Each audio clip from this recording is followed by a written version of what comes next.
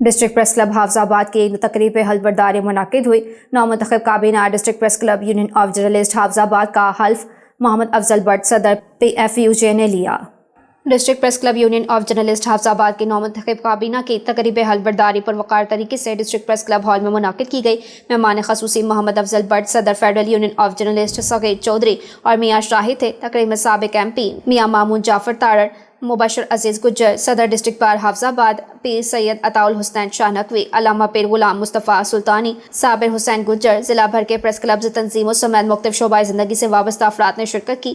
تقریب کو چار چاند لگا دیے۔ مہمانوں کا ڈھول کی تھاپ پر شاندار استقبال کیا گیا اور پھولوں کے ہار پہنائے گئے۔ تقریب کا آغاز انتہائی جوش و خروش سے ہوا۔ اس موقع پر فضا صحافت زندہ باد کے نعروں سے گونج اٹھی۔ صدر PFUJ افضل بٹ نے ڈسٹرکٹ پریس کلب حافظ آباد کی نومنتخب کابینہ سے حلف لیا۔ حلف اٹھانے والے عہدیداران نے اس عزم کا اعادہ کیا کہ وہ صحافتی اخلاقیات کی پاسداری کرتے ہوئے مظلوم طبقے کی آواز بنیں گے اور ضلع میں صحافت کے معیار کو بلند کرنے کے لیے اپنی تمام تر توانائیاں صرف کریں گے۔